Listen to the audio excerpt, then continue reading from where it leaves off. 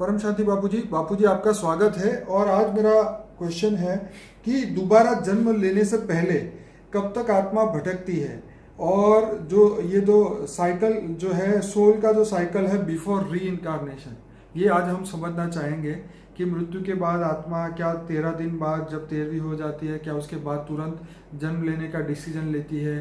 क्योंकि पुनर्जन्म में परलोक जो हमारी गीता प्रेस की बुक है उसमें तो कई जगह पे ऐसा लिखा है कि कोई आत्मा पेड़ पे 3000 साल बैठी रही, फिर उसका जब मौका आया तब जाके उसने जन्म लिया। तो हम यहाँ ये भी जानना चाहेंगे क्या आत्मा अपनी फ्री विल यूज़ करके ये जन्म लेती है, या उसको दबाव डाला जाता है, या किस तरीके से? क्योंकि कई बार आपने कुछ और भी बताया है, तो हम ये जानना चाहेंगे कि ये दोबारा जन्म लेने से पहले कितना समय आत्मा को ये प्रेत अवस्था में रहना पड़ता है, या फिर वो सूक्ष्म शरीर के साथ रहती है? देखो, पहले जो आत्माओं को पुनर्जन्म के लिए जो कायदे कानून पहले बने थे, जब यमलोक था, यमराज था, धर्मराज था, तब कायदे कानून बने थे। ठीक है। तो मर जाती थी, फिर यमलोक के जाके धर्मराज के सामने पेश होकर फिर इसके स्वर्ग और नरक की सजाएं सुनाई जाती थी। और जब वे स्वर्ग और नरक की सजाएं भोग के आती थी तो फिर ये मनुष्य बनती थी, तो उसमें काफी समय लगता था। या कभी कभी आत्माएं बहुत पुरानी हो जाती थी तो 84 लाख योनि में भी चली जाती थी, तो रीबॉर्न भी नहीं हो सकती थी आत्मा, 84 लाख योनि में भी चली जाती थी, इसकी आत्मा में शक्ति नहीं। मगर अभी तो क्या है, मैंने बोला ना, दूर दूर से धरती पर हमारे ब्रह्मांड में हमारे पूरे लोक दूसरे लोगों की आत्माओं से भरे पड़े हैं। कुछ गैलेक्सियों से बहुत आत्माएं, ढेर की ढेर आत्माएं, अलग अलग गैलेक्सियों से, अलग अलग यूनिवर्स से, ग्रेट यूनिवर्स से, ग्रेट ग्रेट यूनिवर्स से बहुत आत्मा हमारे ब्रह्मांड में भरी पड़ी है। केवल हमारे, इसलिए धर्म आए नहीं, ये धर्म कहाँ है, मैंने एक वीडियो में बोला है। तो ये धर्म कहाँ से आया? अब देखो, पहले तो हिंदू एक ही धर्म था, आदि सनातन देवी देवता धर्म था ना। बापू जी अपने टॉपिक पे आ जाते हैं वापिस कि आत्मा जो जन्म लेने के लिए कितना भटकना पड़ता है? भटकने की अभी तो आज की बात भी बताऊं ना मैं। हाँ, बताओ। पहले की बात तो सब जानते हैं ना। पहले की बात तो मैंने बोल दी ना कि भाई पहले यमलोक में यमराज धर्मराज सजा सुनाता था, स्वर्ग नरक में जाकर आत्मा को जन्म मिलता था। पहले तो मनुष्य जीवन बहुत मुश्किल होता था, बहुत मेहनत से मिलता था। बोलते हैं ना, मनुष्य जीवन लेने के लिए 84 लाख योनि में भटकता था, फिर बाद में मनुष्य जन्म मिलता था। और एक जन्म के लिए भी दोबारा अगर ये अच्छा काम करे तो दोबारा मनुष्य बनता है, दोबारा अच्छा चांस मिलता है। ठीक है। नहीं तो अभी 84 लाख योनि में पहले चली जाती थी आत्माएं, कर्मों के हिसाब से। कर्मों के हिसाब से। मगर अभी कायदा कानून क्यों बदल गया ये बताना पड़ेगा ना। क्योंकि हमारा ब्रह्मांड में हमारे जितने भी लेयर्स हैं, लोग थे, 7 लोग ऊपर 7 लोग इधर, ये सारा हमारा ब्रह्मांड दूसरे लोग से आई हुई आत्माओं से भरा हुआ है। और दूसरे से आई हुई आत्मा ही, मतलब ये अलग अलग धर्म, जितने धर्म मठ पंथ संप्रदाय कर रहे हैं सब, ये सब दूसरे लोग से आए हुए हैं। इसलिए अब तो आदि सनातन देवी देवता तो धीरे धीरे कम होता जा रहा है ना। मैंने एक वीडियो बोला, ये ऊपर इतना इन लोगों ने अटैक किया कि हम लोग सब वो सब खत्म हो चुका। तो हमारे ग्रहों पर भी इन लोगों ने कब्जा कर लिया है, मंगल ग्रह पर भी इन लोगों का कब्जा है। सभी दूसरे, जैसे यहाँ धरती पर भी एक राजा दूसरे राजा पर अटैक करते हैं ना, तो युद्ध देख रहे हो ना। जो स्थूल जगत में युद्ध हो रहा है वही सूक्ष्म जगत में युद्ध हो रहा है ना। तो जन्म लेने के भी यहाँ युद्ध है, आप समझ रहे हैं? अभी युद्ध है, जन्म लेने के लिए भी अभी युद्ध है। तो पहले कायदा कानून थी ना, फिर तो फ्री विल तो नहीं हुई ना। मगर अभी फ्री विल है। मगर जब ऐसा, आज धरती पर क्या कहते हैं, भैंस किसकी होती है? जिसके पास लाठी होती है। हाँ, धरती पर यही कायदे हैं ना। आप देख रहे हैं कायदे कानून चल रहे हैं। जो बहुत बड़े असुर है, जो पाप करते हैं, भ्रष्टाचार करते हैं, वो सुखी नजर आते हैं ना। हाँ, और जो बेचारे सच्चे सीधे हैं, उनको ही बहुत अत्याचार सहन करना पड़ता है ना। तो ऐसा क्यों हो रहा है? इसका कारण क्या है? इसका कारण ये है कि दूर दूर से आई आत्मा हमारे ब्रह्मांड के कई लेयरों में, सारे लेयर कब्जा कर चुकी है। अब वो धरती पर भी कब्जा कर चुकी है ना। अब ओरिजिनल आदि सनातन देवी देवता धर्म की आज आत्माएं देखो तो कितनी बची है, वो भी परिवर्तन हो रही, धर्म परिवर्तन हो रहा है ना। तो आत्माओं को जन्म लेने के लिए, आत्माओं को जन्म लेके अब कितना समय लगेगा? क्योंकि यहाँ तो अब कर्म का सिद्धांत आज लागू नहीं पड़ता। आज तो ऐसा हो गया कि जिसकी लाठी उसकी भैंस हो गई। नहीं बापू जी, ये तो हम कह ही नहीं सकते ना। अगर कर्म चक्र ही रुक जाएगा या कर्म नहीं, मैं कर्म चक्र रुक जाएगा ये मैं नहीं कहता। कर्म चक्र तो चलेगा, मगर कर्म के उन आत्माओं ने इतने विकर्म किए हैं तो दूसरी आत्माएं आकर उसको जन्म नहीं लेने देते। आप समझे कहने का मतलब? जन्म लेने वाली आत्माएं बहुत ढेर सारी हैं। पहले बहुत कम आत्माएं थी जन्म लेने वाली। आज पब्लिक क्यों बढ़ रही है? धरती पर पब्लिक क्यों बढ़ रही है? धरती पर पब्लिक इसलिए बढ़ रही है कि चारों ओर आत्माएं मनुष्य अवतार में आना चाहती है, बहुत आना चाहती है। और आत्माएं पहले समझो कि कर्मों के हिसाब किताब से जो जन्म का हिसाब चलता था, जन्म मरण का चक्र का हिसाब चलता था ना, तो आज अचानक एक्सीडेंट से भी मर जाते हैं। तो उसी टाइम तो वो हिसाब किताब नहीं था, अचानक मौत आ गई ना। तो आज सब कुछ अचानक हो रहा है, जन्म हो या मृत्यु। मगर जन्म लेने के लिए आत्मा को आज बहुत संघर्ष करना पड़ता है, क्योंकि जन्म लेने वाली आत्माएं बहुत है।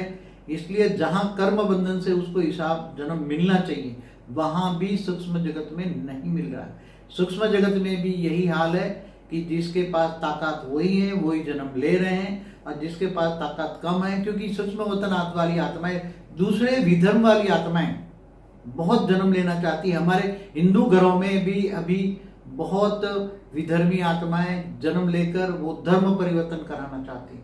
आज धर्म परिवर्तन का सबसे ज्यादा काम हो रहा है। मैं आपको एक एग्जांपल दे दूं, कट्टरपंथी जहां वैष्णव संप्रदाय होता है, एक एग्जांपल दे दूं आपको, किसी धर्म के नाम दे दी मत दो। कोई आज इतने धर्म, पंथ, मठ, संप्रदाय, अल्टीमेट जो आए तो सूक्ष्म वतन से आए हैं ना। ठीक है। कोई ऊपर से तो ऊपर से ही आए ना, कोई धरती में से तो उगे नहीं है ना। ये धर्म मत धरती से उगे है क्या? नहीं। हाँ? तो आत्माएं भी इतनी आत्माएं, एक धर्म परिवर्तन 100 आत्माएं हैं, तो जो धर्म लेने वो जिनका आज सबसे ज्यादा धर्म की पॉपुलेशन किसकी है, तो उसकी सूक्ष्म जगत की आत्माएं बहुत है उसकी। तो वो हमेशा ये चाहेंगे कि हम हिंदू के घर में आज क्रिश्चियन या मुसलमान या जो भी पंथी है, कई पंथी, वो चाहते हैं कि हम सीधा हिंदुओं के घर में जन्म क्यों ना लें। आप समझे कहने का मतलब? तो पक्के वैष्णव घर के अंदर भी अगर कोई ये नाम ले लेता, दूसरे धर्म वाला जो हिंदू धर्म के खिलाफ होता है या मुसलमान होता है, बाबूजी तो ये नाम रख देता है। तो ये नाम क्यों आया? एक मिनट, ये बात सुननी पड़ती, समझनी पड़ेगी। ये बहुत अति गहराई की बात है। यहाँ धर्म का सिद्धांत अब नहीं लागू पड़ता। मैं तो आपको सिर्फ यही कहने वाला था कि राक्षस के घर पे भी तो देवता नहीं जन्म हुआ। वो उसी टाइम की बात, बहुत पुरानी बात हो गई वो तो उस समय भी तो हो ही रहा था। तो वो तो विष्णु का अवतार था ना। नहीं, ये एक बात बताओ, किसी विष्णु के घर में अगर लड़का पैदा होता है और उसका नाम कबीर रख दो, तो हिंदू लोग तो कबीर को छूते, नाम बोलते भी नहीं हिंदू लोग तो। हाँ, कट्टरपंथी वैष्णव तो क्यों आया? क्योंकि उसके घर के अंदर किसी कबीर वाली आत्मा ने घर में जन्म ले लिया।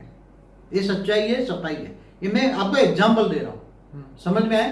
किसी हिंदू के घर में आज कैसे नाम देते? मुसलमान का नाम रख दिए। क्यों? उसके घर में मुसलमान वाली आत्माएं हैं। किसी के क्रिश्चियनों के, आज हिंदुओं के घर में ये सभी धर्म, मठ, पंथ वाली ये प्रेशर से जन्म ले रही है। ये एकदम सच्चाई है। मैं अपनी दिव्य दृष्टि से देखता हूँ, एकदम परफेक्ट बोल रहा हूँ। और किसको सुनना तो सुने, अच्छा लगे तो सुने। मैं तो हमेशा परम सत्य बोलता हूँ, बुरा लगे तो ना सुने, बंद कर दे, पहले ही वीडियो बंद कर दे। क्यों? क्योंकि ये परम सत्य है। ये पुरानी फिलोसफी खत्म हो गई। कभी किसी ने सोचा था कि राजाशाही खत्म होगी? कितने समय से राजाशाही चल रही थी? तो आज राजाशाही खत्म हुई, डेमोक्रेसी चल रही है ना। तो डेमोक्रेसी का मतलब कहाँ सोचा था कोई डेमोक्रेसी होगा? तो ये सब बिल्कुल सत्य है। आज आत्माओं का जन्म लेना बहुत मुश्किल हो गया है। कर्म की फिलोसफी के हिसाब से जहां भी जन्म लेना चाहिए। मेरा को ये बताइए कि आज के टाइम पे अगर कोई भी आत्मा शरीर छोड़ती है, तो वो आत्मा दोबारा क्या वो अपने ही कुल में जन्म लेगी, या उसको कहीं और कुल में जाना पड़ेगा, या रोड पे भिखारी के घर पैदा होना पड़ेगा? उसके लिए तो कर्म बंधन ही जवाबदार है ना। कर्म बंधन जिम्मेदार है।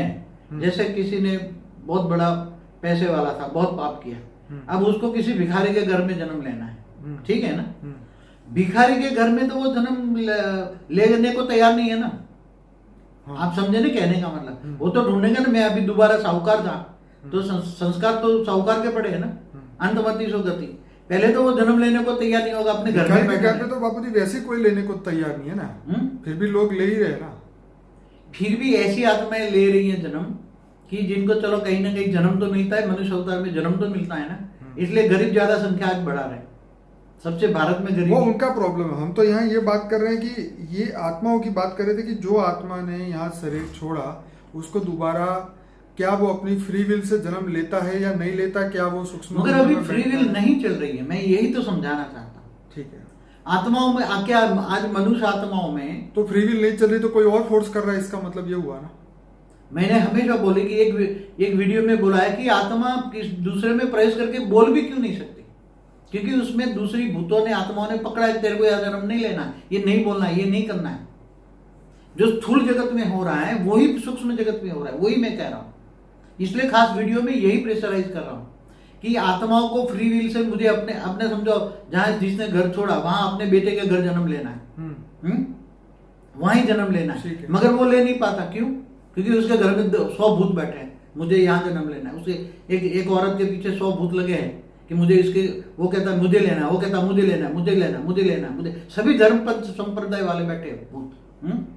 तो जिसको जो जिसका हक बनता है कर्म और थियरी से, थियरी ऑफ कर्म के हिसाब से हक बनता है, मुझे यहाँ जन्म, मेरा हक है, ये मेरा घर है, ये मेरा घर है, मैंने बनाया, और मैं मेरे बेटे के घर में मैं जन्म लूंगा, या मेरी बेटी के घर में मैं जन्म लूंगा। मगर वो नहीं हो पाता है ना आज, क्योंकि वो जन्म नहीं ले पाता। फिर दूसरे धर्म वाला उसके अंदर जन्म लेके आ जाता है। फिर वो जो दूसरी आत्माएं बैठी हैं, तो फिर वो ज्यादा बहुत जन्म लेता है, बहुत जबरदस्ती अंदर 80-90 दिन में वो घुसते हैं ना आत्माएं गर्भ में, तो फिर उसको सारी रेज मार मार के फिर उसको गर्भपात भी करा देती। तो ये सब बहुत हो रहा है, सूक्ष्म जगत की बात कर रहा हूँ, और रियल प्रैक्टिकल मैंने अपनी दिव्य दृष्टि से कभी ऑब्जर्वेशन किया था। एक प्रश्न का जवाब में मैंने ऑब्जर्वेशन किया था ये सब क्या हो रहा है। कभी आपने पूछा था कि एक साथ 2 बच्चे क्यों पैदा हुए, जुड़वा, एक साथ जुड़वा क्यों होते, सिमिलर क्यों होते हैं?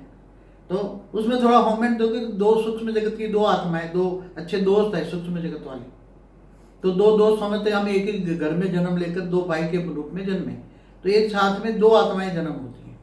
कई 3 भाई, तो 3 दोस्त है सूक्ष्म जगत में, 3 आते हैं, 4 आते हैं, कोई महिला भी आ जाती है, तो कोई similar same to same body होती है। तो एक आत्मा है सूक्ष्म जगत की आत्मा, वो अपना 2 भाग कर लेती है, और 2 भाग करके फिर एक के 2 भाग करके वो 2 वहां प्रवेशता होती, 2 आत्माओं की प्रवेशता होती है। वो पिंड को 2 भाग बना के 2 में प्रवेश कर लेते हैं, एक पिंड का भाग 2 भाग 3। तो बहुत, ये तो गहरा इतना सब्जेक्ट है कि कोई 5-10 मिनट के फिनिश नहीं होता।